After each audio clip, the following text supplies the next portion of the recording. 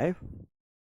नमस्कार साथियों, मैं अजीज आप सभी का स्वागत करता हूं आपके अपने प्यारे परिवार रोजगार वेद अंकित पर। कैसे हैं आप सभी लोग? आशा करता हूं बहुत अच्छे होंगे, स्वस्थ होंगे, लाजवाब होंगे। तो जल्दी से लाइव आ जाइए। हम लोग बात कर रहे थे यहाँ पर, हम लोगों ने भैया तुगलक वंश पढ़ा था और आज हम तुगलक वंश को ख़त्म करेंगे और मैं आशा करूंगा कि आप लोग भी मेरे साथ चलेंगे। देखिए, तुगलक वंश थोड़ा सा लंबा है क्योंकि सबसे ज़्यादा शासन भी तुगलक वंश ने ही किया है। कल हम इसको ख़त्म कर लेंगे, दिल्ली सल्तनत को। सैयद और लोदी वंश हम कल ख़त्म करेंगे, ठीक है। और मैं आप लोगों के मैसेज भी देख पा रहा हूँ, आप लोग कह रहे हैं सर आपने कुषाण वंश नहीं कराया, आपने राष्ट्रकूट वंश नहीं कराया। ये छोटे छोटे वंश हैं, इन्हें मैं विविध में एक क्लास लेकर विविध में उनको खत्म कर दूंगा। आप मॉडर्न हिस्ट्री से पहले उनको खत्म करूंगा, आप परेशान बिल्कुल मत होना, ठीक है। आप ये मत सोचना कि हमने ये ऐसे क्यों नहीं, आपने क्यों नहीं कराई ये वंश, तो मैं सारी चीज़ें आपको कराऊंगा। नमस्कार, राधे राधे। एक बच्चा कह रहा है चश्मा लग गया। बेटा ये ना इसलिए दिया गया है डॉक्टर्स ने, क्योंकि आपको पता है 4-5 दिन से बहुत ज़्यादा दिक्कत आ रही है, सर दर्द, गर्दन में दर्द, नेक दर्द, ये तो उन्होंने कहा है कि आप जो है क्लास लेते समय चश्मे का यूज़ करें। हालांकि अभी आई साइट बहुत ज़्यादा वीक नहीं है, 0.75 ही नंबर है अभी माइनस में, लेकिन ये भी काफ़ी माना जाता है। तो उन्होंने कहा है कि चश्मे का यूज़ करें, दर्द थोड़ा सा कम रहेगा सर में। तो इसलिए आप लोगों को भी सजेशन है कि जब आप पढ़ें तो पढ़ते समय चश्मे का यूज़ ज़रूर कर लें, 0.5 वाला बनवा लें, जिससे कि जो रेज आती है ना आंखों पे मोबाइल की, लैपटॉप की, वो भी ना आए। चलिए तो हम लोग यहाँ पर स्टार्ट कर लेते हैं। हम बात कर रहे थे भैया तुगलक वंश की। किसकी हम बात कर रहे थे? तुगलक वंश। हम लोग तुगलक वंश पढ़ रहे थे और तुगलक वंश में हमारा चल रहा था मोहम्मद बिन तुगलक। मोहम्मद बिन तुगलक, ये हम लोग पढ़ रहे थे, मोहम्मद बिन तुगलक। एक बार आवाज़ चेक कर लेना भाई। एक बच्चा है वो कहता है कि सर आवाज़ नहीं आती है क्लास में, मैंने उसके भी कमेंट पढ़े हैं, ठीक है। चलिए, तो हम लोग मोहम्मद बिन तुगलक के बारे में बात कर रहे थे और मैं लगभग मोहम्मद बिन तुगलक को अच्छे से पढ़ा चुका था, ठीक है। हाँ जी, चलिए। क्या मैं अच्छा लग रहा हूँ चश्मे में? क्या मैं अच्छा लग रहा हूँ चश्मे में, बताएं ज़रा। चलिए, तो हम लोग यहाँ पर बात करेंगे। ये मक्खी क्यों परेशान कर रही है भाई? ये पढ़ाने भी नहीं दे रही, बार बार आ जा रही है, हैं? नहीं नहीं नहीं नहीं नहीं। चलिए, हम लोग यहाँ पर बात कर लेंगे सारी चीज़ों पर। उम्मीद करूँगा कि आप लोग अच्छे से मेहनत कर रहे होंगे। तो आ जाइए सभी साथी, हम मोहम्मद बिन तुगलक के बारे में बात कर रहे थे। हेडिंग जरूर डाल देना, जो बच्चा पीडीएफ बना रहा है वो हेडिंग जरूर डाले कि अभी हम मोहम्मद बिन तुगलक ही पढ़ रहे हैं। और थोड़ा सा डार्क पेन का यूज़ करें, क्योंकि बच्चों के कमेंट हैं कि जो पीडीएफ आ रही है हैंड रिटन, वो लाइट पेन से लिखी जा रही है। तो प्लीज़ रिक्वेस्ट है आपसे कि आप डार्क पेन का यूज़ करें जब पीडीएफ बनाएं, ठीक है। चलिए, हम लोग यहाँ पर बात करेंगे, हम लोग यहाँ पर बात करेंगे सर, जो मोहम्मद बिन तुगलक था इसके बारे में हम बात कर रहे थे। ऐसा पूछा जाता है कि दिल्ली सल्तनत का पहला सुल्तान जिसने हिंदू के त्योहारों में हिस्सा लिया था, वो जैसे दीपावली हो, होली हो, नवरोज हो, जो हिंदुओं के त्योहार थे उसमें हिस्सा लेने वाला दिल्ली सल्तनत का पहला सुल्तान कौन था? तो आप कहेंगे एमबीटी, मोहम्मद बिन तुगलक। कौन? मोहम्मद बिन तुगलक। आप कहेंगे सर मोहम्मद बिन तुगलक, यानी कि एमबीटी के बारे में हम लोग पढ़ रहे हैं। मोहम्मद बिन तुगलक दिल्ली सल्तनत का पहला सुल्तान था जिसने हिंदुओं के त्योहारों में जैसे होली है, दीपावली है, में भाग लिया। He was the first Sultan of Delhi Sultanate who participated in Hindu festival like Holi, Deepavali. उसने दिल्ली के प्रसिद्ध सूफी संत शेख सिहाबुद्दीन को दीवान ए मुख्तक के पद पर नियुक्त किया। कि सर ये बताइए दिल्ली सल्तनत का कौन सा सुल्तान था जिसने जिसने शेख सिहाबुद्दीन को दीवान ए मुख्तक के पद पर नियुक्त किया। He appointed the famous Sufi Sant Sheikh Sihabuddin of Delhi Sultanate as दीवान ए मुख्तक। आप कहेंगे दीवान ए मुख्तक। तो ये चीज़ें आप लोग लिख लेना। और भैया मोहम्मद बिन तुगलक ने ही मुइजुद्दीन को, किसको? शेख मुइजुद्दीन को गुजरात का गवर्नर बनाया था। ये दोनों ही लाइनें बहुत इम्पोर्टेंट हैं, ये मानकर चलना मोस्ट इम्पोर्टेंट हैं, ये मोस्ट इम्पोर्टेंट हो जाएंगी कि ये इम्पोर्टेंट है या मोस्ट इम्पोर्टेंट, तो मैं कहूँगा मोस्ट इम्पोर्टेंट हैं। ये तो इम्पोर्टेंट है ही, लेकिन ये दोनों बहुत मोस्ट इम्पोर्टेंट हैं। मैं एक बार फिर से तीनों लाइनों को रिवाइज करवाता हूँ और फिर हम आगे चल लेते हैं। चलिए, हम लोग बात कर रहे हैं कि सर दिल्ली सल्तनत का ऐसा कौन सा सुल्तान था जिसने होली, दीपावली या हिंदुओं के त्योहारों में हिस्सा लिया था। वो था भैया मोहम्मद बिन तुगलक। कौन था? मोहम्मद बिन तुगलक। चलिए, हम लोग बात करेंगे मोहम्मद बिन तुगलक। एक मेरी प्यारी बहन कह रही है सर बुढ़े जैसे लग रहे हैं चश्मा लगाकर। बेटा बुढ़े ही हो गए, अब तो 34 साल एज हो गई है। 34 साल में आधा आदमी आधी एज हो जाती है। चलिए, तो हम लोग बात कर रहे हैं यहाँ पर, अगर मैं बात करूंगा तो आप लोग कहेंगे कि सर दिल्ली सल्तनत का पहला सुल्तान जिसने होली, दीपावली या हिंदुओं के त्योहारों में हिस्सा लिया, मोहम्मद बिन तुगलक। कौन? मोहम्मद बिन तुगलक। कि सर ये बताइए कि दिल्ली के एक सूफी संत थे जिनका नाम था शेख शिहाबुद्दीन। शेख शिहाबुद्दीन को मोहम्मद बिन तुगलक ने कौन से पद पर नियुक्त किया था? चल आप बताएंगे। हम लोग बात करेंगे सर दीवान ए मुख्तक। कौन? दीवान ए मुख्तक। शेख मुइजुद्दीन गुजरात का गवर्नर था। कौन था? शेख मुइजुद्दीन गुजरात का गवर्नर था। क्या यहां तक आप लोग लिख लेंगे? क्या यहां तक आप लोग सारी चीजें लिख लेंगे? चलिए, इसको आप लोग एक बार नोट डाउन कर लीजिए कि सर गुजरात का गवर्नर मोहम्मद बिन तुगलक ने किसको नियुक्त किया था? आप कहेंगे मुइजुद्दीन को। ये कौन थे? ये सूफी संत थे। मुइजुद्दीन कौन थे? सूफी संत थे। अब बात करते हैं शेख शिहाबुद्दीन जिन्हें दीवान ए मुख्तक कहा गया। क्या कहा गया? दीवान ए मुख्तक कहा गया।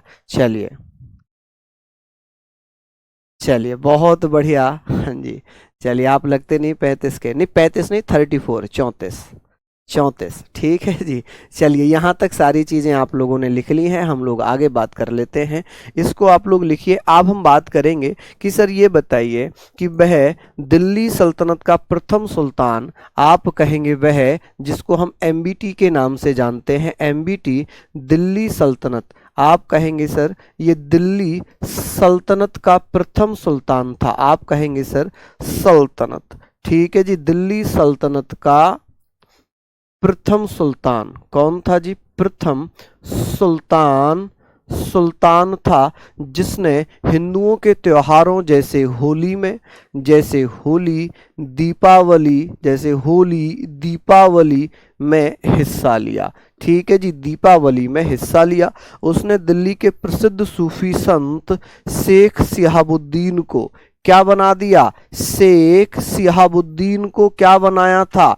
यहां से आपको रिवाइज हो जाएगा। शेख शिहाबुद्दीन को क्या बना दिया था?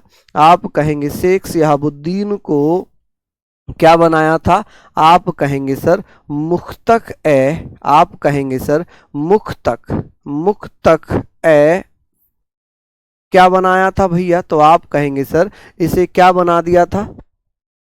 आप कहेंगे सर इसे क्या बनाया था? दीवान ए मुख्तक। ओहो, दीवान ए मुख्तक था बेटा। क्या था? आप कहेंगे दीवान ए मुख्तक। माफी चाहूंगा, मैंने उल्टा कर दिया। दीवान ए मुख्तक, ठीक है जी, मुख्तक।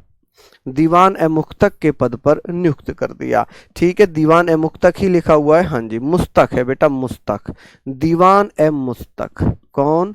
दीवान ए मुस्तक के पद पर किसे नियुक्त किया था? शेख शिहाबुद्दीन को। किसको? शेख शिहाबुद्दीन को। चलिए, अब बात करते हैं, एक सूफी संत थे मुइजुद्दीन। क्या नाम था भैया?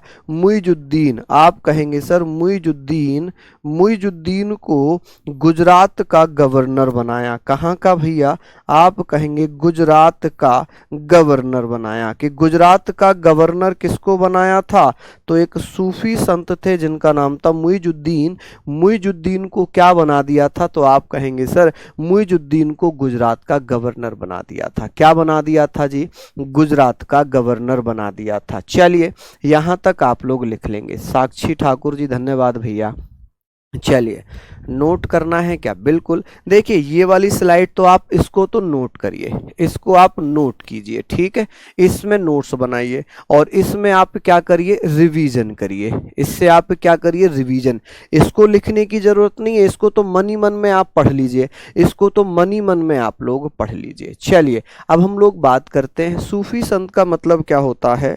सूफी संत का मतलब होता है कि जो इस्लाम धर्म में, जैसे हम लोगों में, हिंदुओं में साधु होते हैं, महात्मा होते हैं, वैसे ही मुसलमानों में सूफी संत होते हैं। क्या होते हैं जी? सूफी संत होते हैं। चलिए, हाँ जी, लिख लिया आप लोगों ने, बहुत बढ़िया। डालचंद कह रहे हैं सर आपके हिस्ट्री की मैराथन अच्छे से रिवीजन हो गया। अरे वाह, बहुत बढ़िया। हाँ, ये तो मैं पूछना ही भूल गया, कल किस किस ने हिस्ट्री की मैराथन ली थी? कल किस किस ने हिस्ट्री की मैराथन ली थी? मैंने 200 क्वेश्चंस कराए थे, 200 क्वेश्चंस मैंने कराए थे। अब वो 200 क्वेश्चंस आप लोगों ने करे हैं या नहीं करे, मुझे बताएं। चलिए, हाँ जी, स्वीटी सिंह कह रही है सर मैंने इंस्टा पे मेंशन किया, क्यों नहीं बेटा मेरे पास नहीं आया होगा, मेरे पास नहीं आया होगा। चलिए, कल तो मैंने देखा भी नहीं है क्योंकि कल पूरे दिन मैराथन में रहा हूं, कल और परसों पूरे दिन मैराथन तैयार हुई है। चलिए, बात करते हैं एमबीटी की मृत्यु कब हुई। एमबीटी की मृत्यु कि थट्टा के निकट गोडाल पहुंचकर, कहां पर? गोडाल पहुंचकर वो गंभीर रूप से बीमार हो जाता है और गोयल में 20 मार्च 1351 में मोहम्मद बिन तुगलक की मृत्यु हो जाती है। किसकी? मोहम्मद बिन तुगलक की मृत्यु हो जाती है। तो आप कहेंगे सर मोहम्मद बिन तुगलक की मृत्यु कब हुई थी? आप कहेंगे सर 20 मार्च 1351 में। 20 मार्च 1351 में भैया मृत्यु हो गई। किसकी? मोहम्मद बिन तुगलक की। जब मोहम्मद बिन तुगलक की मृत्यु हुई तो भैया बदायूनी, जो एक इतिहासकार है और अकबर के समय का इतिहासकार है, मुगल काल के समय का इतिहासकार है, वो लिखता है कि अंततः लोगों को उससे और उसे लोगों से मुक्ति मिली। मतलब राजा को प्रजा से और प्रजा को राजा से मुक्ति मिल गई। ठीक है, तो एक बदायूनी इतिहासकार है, हिस्टोरियन है, ये कहता है अंततः लोगों को उससे मुक्ति मिली और उसे लोगों से मुक्ति मिली। यानी कि मोहम्मद बिन तुगलक को लोगों से, जनता से मुक्ति मिली और जनता को मोहम्मद बिन तुगलक से मुक्ति मिली। ठीक है जी।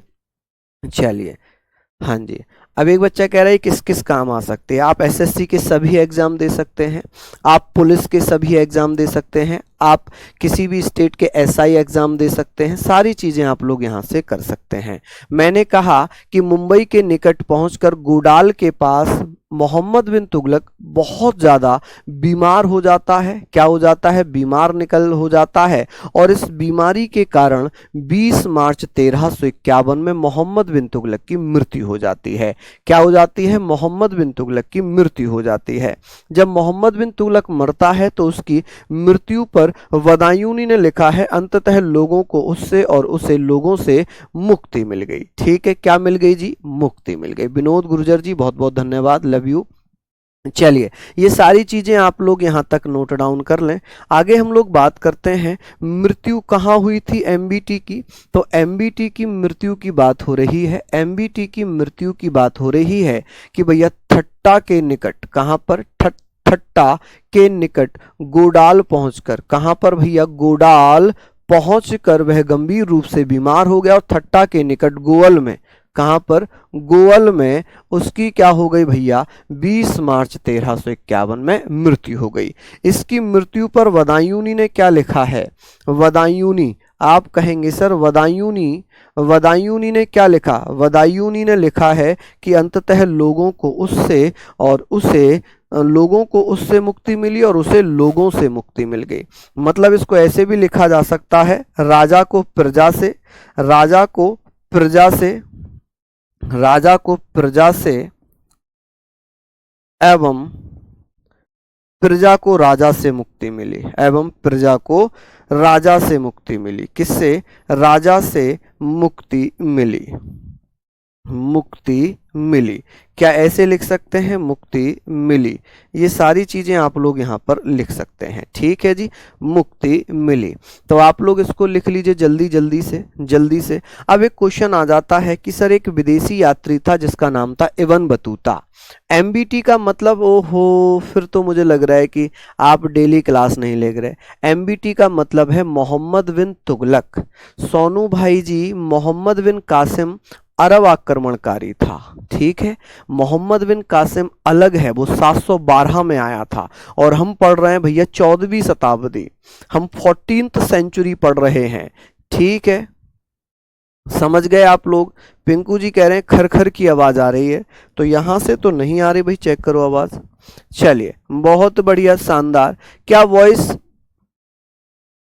नहीं, वॉइस तो प्रॉपर है, वॉइस एकदम प्रॉपर है भैया, बिल्कुल बिल्कुल। आर्मी में तो भैया बहुत नॉर्मल आता है, इसको पढ़ लेंगे तो कोई भी क्वेश्चन नहीं बचेगा, लेकिन आर्मी का लेवल इससे बहुत हल्का रहता है, इससे बहुत हल्का रहता है। ठीक है जी, चलिए बहुत बढ़िया, यहाँ पर आप लोग लिख लें इसको, सारी चीजों को।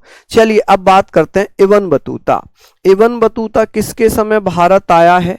इब्न बतूता मोहम्मद बिन तुगलक के शासनकाल में आया था। ये एक अफ्रीकी यात्री था जिसका जन्म 24 फरवरी 1304 को उत्तर अफ्रीका के मोरक्को प्रदेश में हुआ था। कहां पर? नॉर्थ अफ्रीका के मोरक्को प्रदेश में, मोरक्को के प्रसिद्ध नगर तांजियर में हुआ था। कहां पर हुआ था? तांजियर में। नॉर्थ अफ्रीका के मोरक्को प्रदेश के प्रसिद्ध नगर तांजियर में हुआ था। ठीक है, Ibn Battuta was a scholar African traveller who was born on 24th Feb 1304 AD in famous city of Tangier in the Morocco region of North Africa. Ibn Battuta 1333 में सुल्तान मोहम्मद बिन तुगलक के राज्यकाल में भारत आया। Ibn Battuta came to India in 1333 during the region of sultan Mohammad bin Tughlaq. बहुत ज्यादा पूछा जाने वाला प्रश्न है कि मोहम्मद बिन तुगलक किसके शासन काल में भारत आया? मोहम्मद बिन तुगलक के शासन काल में कौन आया? इब्न बतूता आया। कौन आया? Ibn Battuta. Ibn Battuta. Divyanshi कह रही है आवाज में प्रॉब्लम है, एक बार भाई फोन में चला के देखो। बिल्कुल बिल्कुल भैया, हम लोग टेंशन ना लें, टेंशन ना लें, हम लोग इसके ऊपर बात कर रहे हैं, आपको बिल्कुल भी परेशान होने की आवश्यकता नहीं होगी। चलिए हम लोग बात कर रहे हैं कि जो इब्न बतूता है वो किसके समय में भारत आया था? आप कहेंगे सर इब्न बतूता किसके समय आया था? तो मोहम्मद बिन तुगलक के समय आया था, मोहम्मद बिन तुगलक के समय आया था। ठीक है, तो आप कहेंगे सर मोहम्मद बिन तुगलक के शासन काल में आया था। इब्न बतूता एक दक्षिण अफ्रीकी यात्री था, अफ्रीकी यात्री था जिसका जन्म 24 फरवरी 1304 को उत्तर अफ्रीका के मोरक्को में तांजियर में हुआ था। यह ऐसे पूछा जाता है कि मोरक्को कहां से, ये इब्न बतूता कहां से आया था? मोरक्को से। कहां से आया था? मोरक्को से।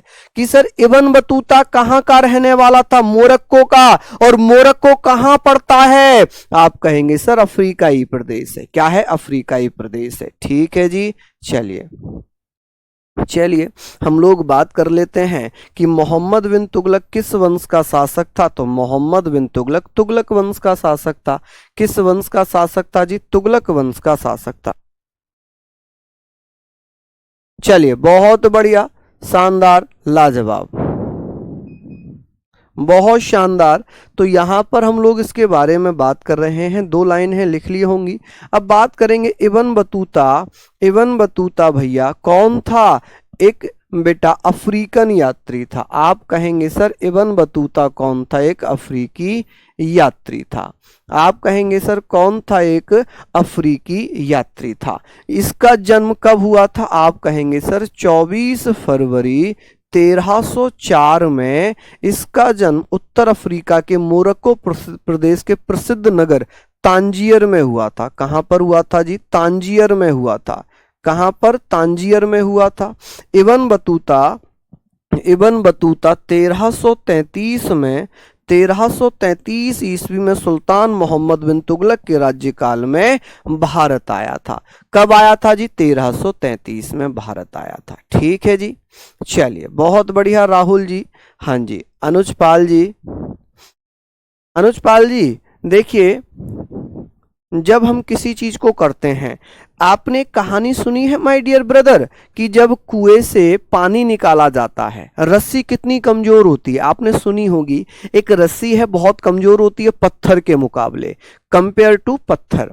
तो पत्थर की बात अगर मैं करूं, जब रस्सी पत्थर पर डेली भैया चलती है, जब चलती रहती है तो क्या होता है? पत्थर पर एक निशान बन जाता है। क्या होता है जी? पत्थर पर एक निशान बन जाता है।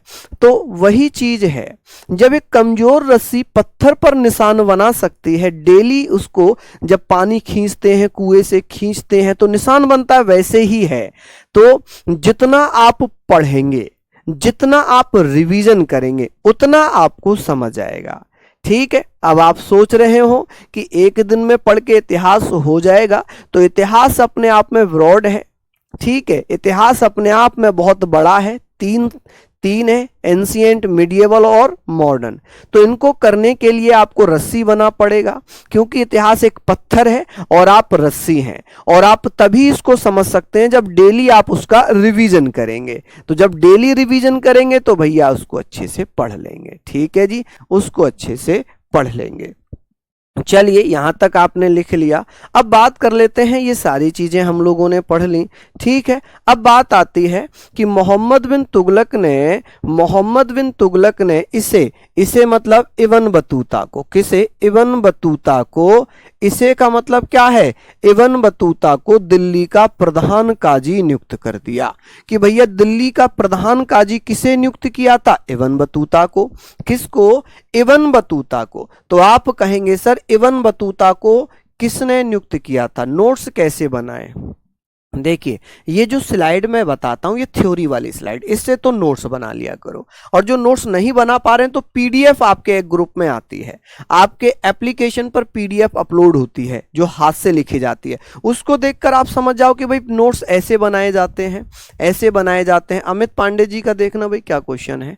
चलिए, मोहम्मद बिन तुगलक ने इसे दिल्ली का प्रधान काजी नियुक्त किया। काजी का मतलब होता है धर्मगुरु, यानी कि जैसे हम मंदिरों में पंडित होते हैं, वैसे मस्जिद में काजी होते हैं, मौलवी होते हैं। तो भैया 1342 में सुल्तान के राजदूत के रूप में चीन जाने तक वह दिल्ली का प्रधान काजी रहा, यानी कि इस पद पर बना रहा। तो भैया इब्न बतूता कब आया था? तो 1333 में आया और 1342 में गया। कब गया? 1342 में गया।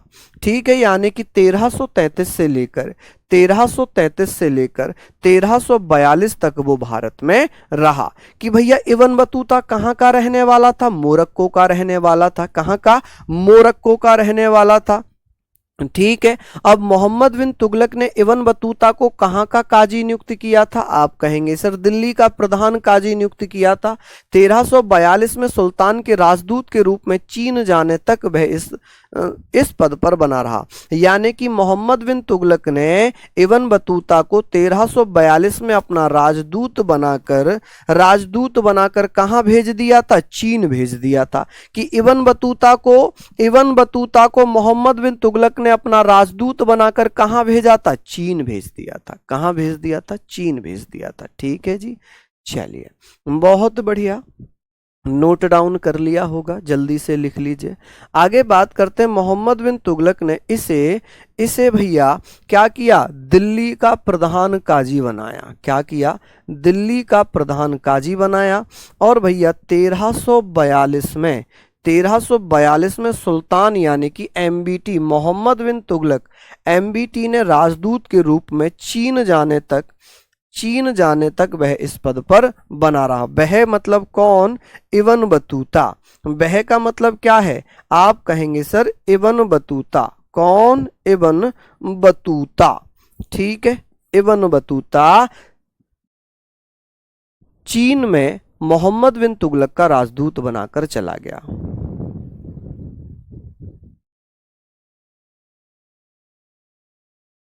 चलिए लिख लिया आप लोगों ने, ये सारी चीजों को आप लोग लिखिए। हाँ जी, बिल्कुल सर, आपका एक एक क्वेश्चन नोट किया था। योगी शर्मा कह रहे हैं सर आपका एक एक क्वेश्चन नोट किया। बिल्कुल बिल्कुल, अगर आपने क्वेश्चन नोट किए हैं, कल जो मैराथन 10 बजे हुई है आप लोगों ने नहीं ली है, तो जब भी आपको टाइम लगे एक बार उस क्लास को जरूर ले लेना। यूट्यूब पर हुई थी, एसएससी सीपीयू सीएचएसएल एसएससी के एग्जाम के लिए, एक बार उसको जरूर लेना। यकीन मानना कि आपका हर वो प्रश्न बनेगा जो आप पढ़ रहे हैं, जो आप पढ़ रहे हैं। ठीक है जी, चलिए बहुत शानदार। हम लोग यहाँ पर बिल्कुल रितेश जी, बिल्कुल अगर आप दिल से मेहनत करेंगे तो जरूर उसको पालेंगे। अब बात करते हैं फिरोज शाह तुगलक। फिरोज शाह तुगलक को FST लिखते हैं शॉर्ट फॉर्म में। क्या लिखते हैं? F, Firoz Shah Tughlaq, FST। फिरोज शाह तुगलक 1351 से लेकर 1388 तक शासन करता है। फिरोज शाह तुगलक कौन है? फिरोज शाह तुगलक कौन है? तुगलक वंश का शासक है। मोहम्मद बिन तुगलक के बाद, मोहम्मद बिन तुगलक के बाद राजा बना है, तीसरा राजा है तुगलक वंश का। अब इसने 1351 से 1388 तक शासन किया। फिरोज शाह तुगलक के बारे में बात करेंगे। मोहम्मद बिन तुगलक का चचेरा भाई एवं सिपह सलार रजब का पुत्र था। आप कहेंगे फिरोज शाह तुगलक, फिरोज शाह तुगलक मोहम्मद बिन तुगलक का चचेरा भाई रजब का पुत्र था। चचेरा भाई एवं सिपह सलार रजब का पुत्र था। आप कहेंगे फिरोज शाह तुगलक का चचेरा भाई कौन था? तो आप कहेंगे फिरोज शाह तुगलक। फिरोज शाह तुगलक किसका बेटा था? जो मोहम्मद बिन तुगलक के चाचा थे, जिनका नाम था रजब, रजब का बेटा हुआ करता था। फिरोज शाह तुगलक की माता थी बीबी नैला। कौन थी? बीबी नैला। यानी कि रजब की पत्नी थी बीबी नैला, जो कि राजपूत सरदार रणमल की पुत्री थी। कौन थी? रणमल की पुत्री। आप कहेंगे कि सर बीबी नैला किसकी माता थी? फिरोज शाह तुगलक की माता थी बीबी नैला। बीबी नैला ने फिरोज शाह तुगलक को जन्म दिया। बीबी नैला का विवाह सिपह सलार रजब के साथ हुआ। सिपह सलार रजब कौन था? तो आप कहेंगे सर सिपह सलार रजब कौन था भैया? मोहम्मद बिन तुगलक के समय सिपह सलार था। सिपह सलार जो सेना का नायक होता है। मोहम्मद बिन तुगलक का चचेरा भाई कौन है? फिरोज शाह तुगलक। मोहम्मद बिन तुगलक का चचेरा भाई कौन था? फिरोज शाह तुगलक, क्योंकि रजब मोहम्मद बिन तुगलक का चाचा था। रजब मोहम्मद बिन तुगलक का चाचा था। इसका और इसका बेटा था फिरोज शाह तुगलक। फिरोज शाह तुगलक मोहम्मद बिन तुगलक का चचेरा भाई था। कौन था जी? चचेरा भाई था।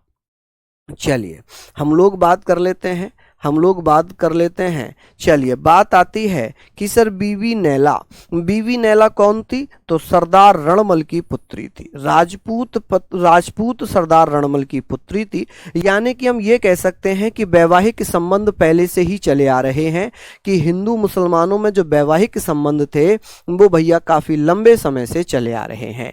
ठीक है जी, चलिए चचेरा भाई का मतलब क्या होता है? आप भारत के ही हो ना भैया? आप भारत के ही हो ना?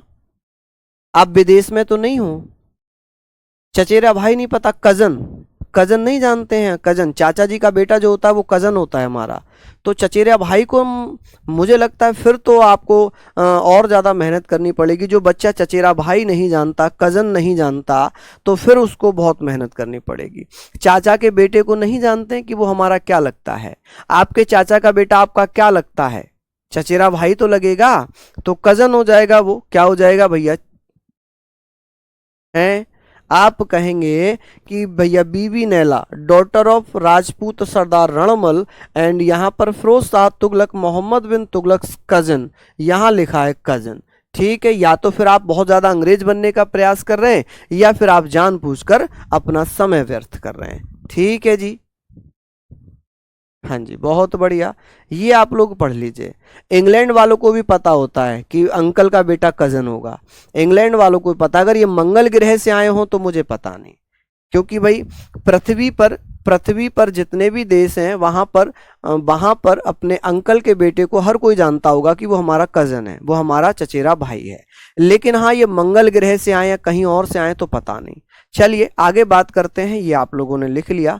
हम बात करेंगे सर मोहम्मद बिन तुगलक का शासन काल कब से कब तक था, तो आप कहेंगे मोहम्मद बिन तुगलक का शासन था 1351 से लेकर 1388 तक, 1388 तक। ठीक है। फिरोज शाह तुगलक मोहम्मद बिन तुगलक का चचेरा भाई था। कौन था जी? चचेरा भाई था, कजन था। ठीक है जी, भाई एवं एवं सिपह सलार, एवं कौन था भैया? सिपह सलार, सिपह सलार रजब का पुत्र था। सिपह सलार रजब का पुत्र था। कौन था जी? रजब का पुत्र। रजब कौन था? एमबीटी का चाचा, रजब का पुत्र था। माँ कौन थी? बीबी नैला। कौन थी भैया? बीबी नैला।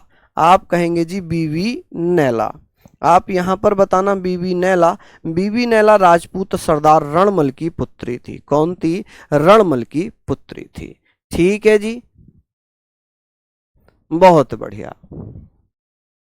हाँ जी, चलिए ये कौन था? रजब। ये रजब एमबीटी का चाचा था। किसका? एमबीटी का चाचा, मोहम्मद बिन तुगलक का चाचा था। एमबीटी का चाचा था, अंकल था। ठीक है जी, कौन था? चचा चाचा। ठीक है। और ये एमबीटी का भाई था, ये एमबीटी का कजन था या चचेरा भाई था, यहां मैंने लिख दिया। मोहम्मद बिन तुगलक का चचेरा भाई है और रजब जो है, रजब फिरोज शाह तुगलक का पिता है, लेकिन मोहम्मद बिन तुगलक का चाचा है, मोहम्मद बिन तुगलक का चाचा है। चलिए चलिए, बहुत बढ़िया। आगे बात करते हैं, यहाँ तक आपने पढ़ा, आगे हम लोग चर्चा करते हैं। नेक्स्ट हम चलते हैं, मोहम्मद बिन तुगलक की जब मृत्यु हो गई, मोहम्मद बिन तुगलक की मृत्यु के बाद 20 मार्च 1351 को फिरोज शाह तुगलक ने थट्टा के निकट, मुंबई के पास पड़ता है, सिंध प्रांत और मुंबई के बीच में है, तो थट्टा के निकट भैया अपना राज्याभिषेक करा लिया। After the death of Mohammad bin Tughlaq, after the death of Mohammad bin Tughlaq on 20 March 1351 the coronation of Firoz Shah Tughlaq took place near Thatta, वहां पर अपना राज्याभिषेक करवाया। अच्छा, दिल्ली सल्तनत का भैया फिरोज शाह तुगलक पहला शासक है जिसने अपना 2 बार राज्याभिषेक करवाया, 2 बार राज्याभिषेक करवाया। फिर पुनः राज्याभिषेक तुगलक ने कहाँ करवाया था? दिल्ली में। और दिल्ली में कब करवाया था? अगस्त 1351 में। पहला राज्याभिषेक कहाँ हुआ था? थट्टा में। थट्टा कहाँ पड़ता है? मुंबई और सिंध के बीच में। फिर इसने पुनः तुगलक का, फिरोज शाह तुगलक का राज्याभिषेक दिल्ली में होता है अगस्त 1351 में। ऐसे पूछा जाएगा, दिल्ली सल्तनत का पहला शासक, दिल्ली सल्तनत का पहला शासक जिसने जिसने 2 बार राज्याभिषेक करवाया, जिसने 2 बार राज्याभिषेक करवाया। बीवी नैला है बेटा, जैला नहीं है, नैला है। चलिए हम लोग बात कर लेते हैं, जैला कहीं कहीं लिखा होगा। चलिए हम लोग बात करते हैं, मोहम्मद बिन तुगलक की मृत्यु कब हुई थी? 20 मार्च 1351 में ही जब ये खबर पता चली कि फिरोज शाह तुगलक को, तो फिरोज शाह तुगलक ने थट्टा, मुंबई के निकट अपना राज्याभिषेक करवा लिया। उसके बाद दिल्ली आया और दिल्ली में अगस्त 1351 में अपना दूसरा राज्याभिषेक करवाया, दूसरा राज्याभिषेक करवाया। गोलू कह रहे हैं एमबीटी के पिता कौन थे? बेटा एमबीटी के पिता जो थे वो जलालुद्दीन फिरोज शाह तुगलक थे, या बेटा जलालुद्दीन तुगलक थे? तो आप कहेंगे सर जलालुद्दीन तुगलक थे। ठीक है, जलालुद्दीन तुगलक थे ना, या गयासुद्दीन तुगलक थे? तो आप कहेंगे सर गयासुद्दीन तुगलक थे। गयासुद्दीन तुगलक का बेटा था मोहम्मद बिन तुगलक। मोहम्मद बिन तुगलक के बाद भैया आता है फिरोज शाह तुगलक। फिरोज शाह तुगलक का बाप कौन था? रजब था। कौन था? रजब।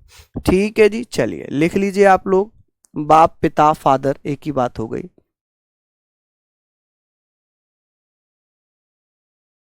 अंकित राज कह रहे हैं सर मैं आपसे मिलना चाहता हूं। बिल्कुल बिल्कुल आप आइए। पिंकू सिंह कह रहे हैं सर बहुत अच्छे से समझ में आ रहा है। चलिए बहुत बढ़िया, लिख लिया आप लोगों ने, ये सारी चीजें आप लोगों ने लिख ली होंगी, इसको जल्दी से नोट डाउन करिए।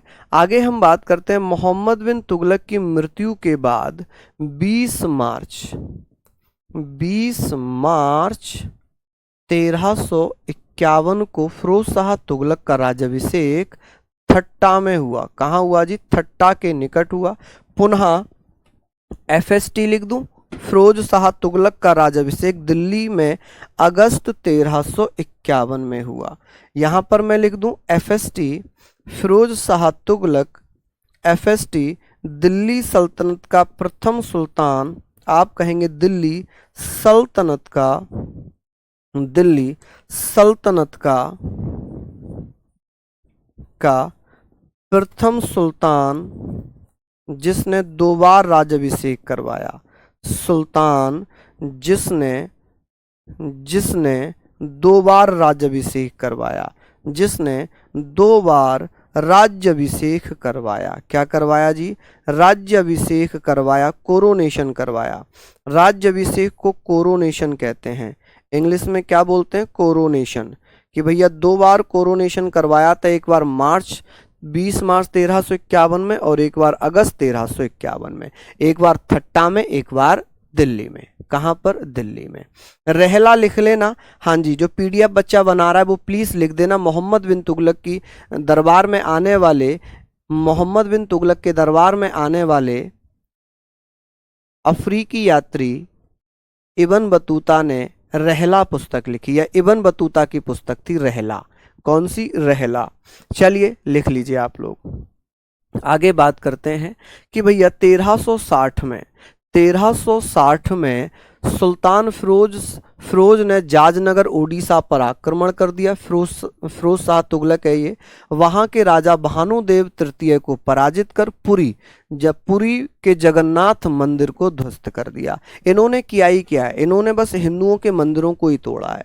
इन्होंने हिंदुओं के मंदिरों को ही तोड़ा है। कि भैया 1360 में फिरोज शाह तुगलक ने उड़ीसा के जामनगर पर हमला किया और वहां पर जो पुरी पड़ता है, पुरी में जगन्नाथ मंदिर है। जगन्नाथ कहते हैं ना, जगन्नाथ मंदिर, जहां पर रथ यात्रा निकाली जाती है। स्टैटिक में आप पढ़ोगे कि भैया पूरी रथ यात्रा कहाँ निकलती है, भगवान जगन्नाथ रथ यात्रा कहाँ निकलती है, तो पूरी ओडिशा में निकलती है। जगन्नाथ।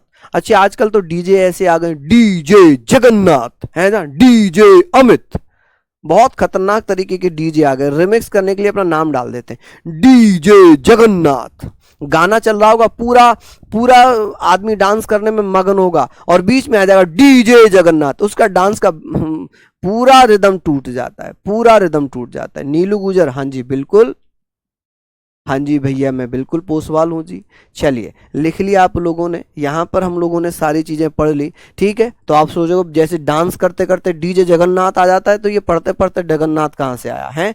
तो हम कहेंगे भैया, चलिए बहुत बढ़िया भैया, मैं गजरौला में बसंत विहार है, चामुंडा मंदिर, वहाँ पर मेरा घर है, बिजली घर के पीछे।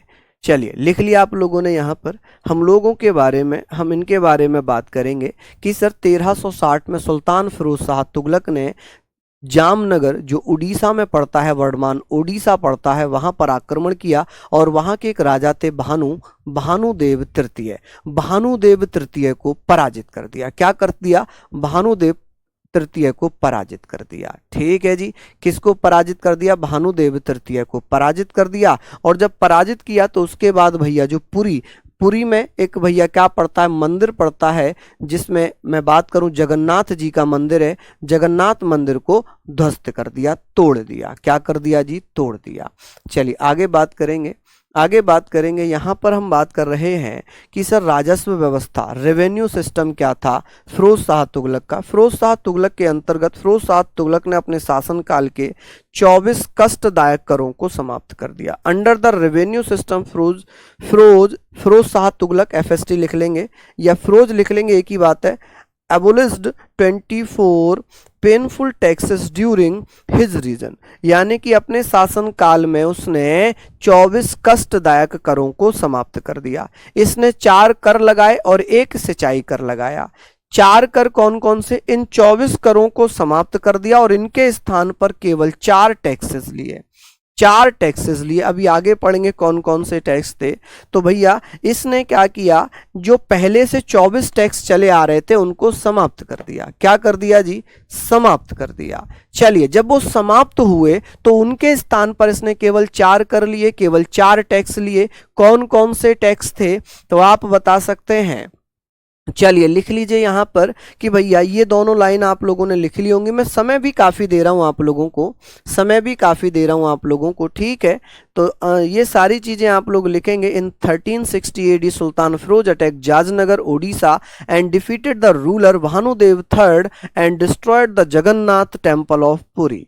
चलिए अब बात करते हैं, अब हम लोग यहाँ पर बात करते हैं कि भैया 1360 में फिरोज ने जाजनगर पर हमला किया। किस पर, जाजनगर कहाँ पड़ता है, ओडिशा में पड़ता है, पर आक्रमण किया और वहां के शासक थे भानुदेव तृतीय। कौन थे जी, भानुदेव थर्ड को पराजित कर पुरी के जगन्नाथ मंदिर को ध्वस्त कर दिया। राजस्व व्यवस्था के अंतर्गत एफएसटी ने, फिरोज शाह तुगलक की जगह मैं एफएसटी लिख दूं, एफएसटी ने अपने शासन काल में 24 कष्टदायक करों को समाप्त कर दिया। 24 कष्टदायक करों को समाप्त कर और भैया केवल 4 कर लिए, केवल 4 कर लिए थे। ठीक है जी। एक कमेंट का बड़ा आप लोगों का रहता है, सर आप हमारा कमेंट कभी भी नहीं पढ़ते हैं। अरे कमेंट का पढ़ने से क्या होगा, आपका सिलेक्शन होगा तो दुनिया को वैसे ही पता चल जाएगा। चलिए यहाँ पर हम लोग बात करेंगे कि फिरोज शाह तुगलक ने केवल 4 कर लगाए थे 24 कर के स्थान पर। एक तो खराज लगान, ये था क्या भैया, रेवेन्यू टैक्स। खराज एक खुम्स था जो युद्ध में लूट का माल होता था, स्पॉइल्स ऑफ वॉर। ठीक है जी। एक जजिया कर जो पहले से चला आ रहा था, जजिया कर जिसको मोहम्मद बिन कासिम ने लगाया था। तो आप कहेंगे सर, यहाँ पर आप चाहें तो नोट करके लिख सकते हैं कि सर एफएसटी ने, फिरोज शाह तुगलक ने, एफएसटी ने, इसको फिरोज शाह तुगलक लिख रहा हूं, एफएसटी ने ब्राह्मणों पर भी जजिया कर लगाया। किस पर, ब्राह्मणों पर जजिया कर लगाया, ब्राह्मणों पर जजिया कर लगा दिया। क्या कर दिया, जजिया कर लगाया। कि भैया जजिया कर किस पर लगाया, तो आप कहेंगे ब्राह्मणों पर जजिया कर लगाया। ठीक है। एक था जकात कर, जकात और ये दोनों कौन से थे, ये भैया धार्मिक कर थे। ये क्या थे, ये धार्मिक कर थे। आप कहेंगे सर ये धार्मिक कर थे। जकात उन लोगों से लिया जाता था जो पैसे वाले होते थे और जकात कर उनमें बांटा जाता था जो गरीब होते थे। चलिए हम लोग यहाँ पर बात कर रहे हैं, हम लोग बात कर रहे हैं कि जजिया कर गैर मुसलमानों से लिया जाता था फिरोज शाह तुगलक से पहले तक, लेकिन फिरोज शाह तुगलक ने इसे ब्राह्मणों पर भी लागू कर दिया, ब्राह्मणों पर भी लागू कर दिया। मोहम्मद बिन तुगलक के समय में अगर मैं ऐसे बात करूं कि जब मोहम्मद बिन कासिम आया था 712 में, तो उसने ब्राह्मणों पर, विकलांगों पर जजिया कर नहीं लगाया था, गैर मुसलमानों पर लगाया था। उनमें केवल ब्राह्मणों को छोड़ दिया था और भैया जो विकलांग थे उनको छोड़ दिया था। ठीक है। एक धार्मिक कर होता है जिसको गैर इस्लामिक कर भी बोलते हैं। जकात भी धार्मिक कर है जो कि अमीरों से लेकर गरीबों में बांटा जाता था। आगे बात करते हैं, एक नया कर लगाया। ये 4 कर तो उन 24 करों के स्थान पर लगाए थे जिन 24 टैक्सेस को फिरोज शाह तुगलक ने बंद कर दिया था, समाप्त कर दिया था। अब बात आती है एक नया सिंचाई कर, न्यू इरिगेशन टैक्स था सर्व। सर्व जिससे भैया पानी वगैरह खेतों में लगाया जाता है। जैसे नहर होती है ना, नहर, कैनल्स निकलती हैं, वहां से आप पानी अपने खेतों में लगाते हैं तो आपको 6 महीने में कुछ ना कुछ पैसा देना पड़ता है सरकार को। तो वैसा ही टैक्स इसने भी लगा दिया। ब्राह्मणों पर जजिया कर लागू करने वाला दिल्ली सल्तनत का पहला शासक बना। अनाथ मुस्लिम महिलाओं, विधवाओं, लड़कियों की सहायता के लिए फिरोज शाह तुगलक ने दीवान ए खैरात नामक एक नए विभाग की स्थापना की। कि भैया दीवान ए खैरात एक नया विभाग बनाया था। किसके लिए, तो विधवाओं के लिए, मुस्लिम महिलाओं के लिए। ठीक है, मुस्लिम महिलाओं के लिए, अनाथ लड़कियों के लिए एक भैया विभाग बनाया था, खैरात, दीवान ए खैरात। कौन सा, दीवान ए खैरात। चलिए बहुत बढ़िया। हाँ जी बिल्कुल पंकज जी, बिल्कुल। हाँ जी, रिलीजियस ना लिखकर उसको रिलीजियन टैक्स लिख लीजिए, ठीक है।